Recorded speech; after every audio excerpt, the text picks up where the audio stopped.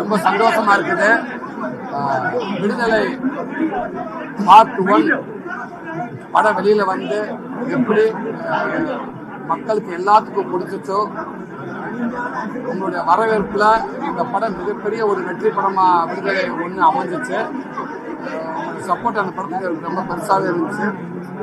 அதே போல இந்த விடுதலை பார்ட் 2 படமும் கண்டிப்பா உங்களுக்கு எல்லாத்துக்கும் ஒரு பிடித்த படமாகவும் உங்களுக்கு ஒரு திருப்திகரமான படமாகவும் இந்த பார்ட் 2 அமையும் நான் நினைக்கிறேன்.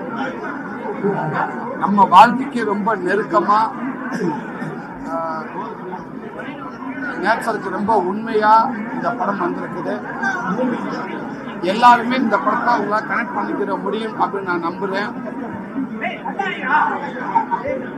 கமர்ஷியல், அதே கமர்ஷியலை தாண்டி இந்த படத்துக்குள்ள மக்கள் தெரிஞ்சுக்க வேண்டிய அரசியல் எல்லா விதத்திலுமே இந்த படம் ஒரு பிடித்த படமாகவும் திருப்திகரமான படமாகவும் எல்லாரும் கண்டிப்பா படம் முடிஞ்சு வரப்ப ஒரு பெயின்ஃபுல்லா படமா இது உங்களுக்கு இருக்குன்னு நான் நம்புறேன்.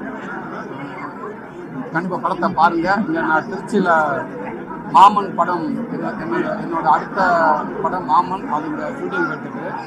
ஸோ இன்னைக்கு திருச்சி என்னோட ரசிகர்கள், என் அண்ணன்கள், என்னோட அன்பு தம்பிங்க எல்லாருமே அது என்னோட படங்கள் எல்லாத்துக்குமே அவங்க செலிப்ரேட் பண்ணுறாங்க. அவங்க படமாக நினச்சி கொண்டாடுறாங்க. அந்த வகையில் இந்த பார்ட் 2 படமும் இன்னைக்கு தேட்டருக்கு முன்னாடி என்னோட ரசிகர்கள், அன்பு தம்பிகள், பொதுமக்கள் எல்லாருமே சேர்த்து ரொம்ப பெருசாக அதை கொண்டாடுறாங்க. கண்டிப்பாக அவங்க கொண்டாடுறதுக்கான படமாகவும் இது இருக்குன்னு நான் நம்புகிறேன்.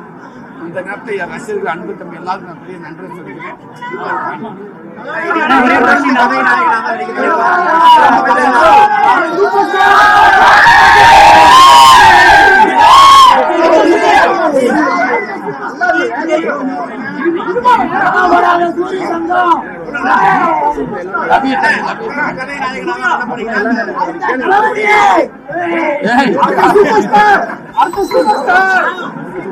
பொங்கல்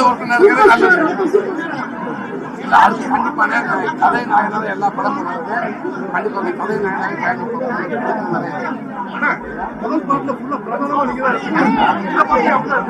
இல்ல நீங்க கண்டிப்பா படம் பாருங்க தெரியும். முதல் படத்துக்குள்ள நான் இருந்து வாத்தியார் எல்லாமே எதிர்நோக்கி இருக்க வாத்தியார் யாருக்கு இருந்து இந்த படத்துல வாத்தியார் யாரோட வாழ்க்கை இருக்கும், நானும் இருப்பேன். முதல் 2 பார்ப்போம். மக்கள் இதை பற்றிதான் தெரியுது.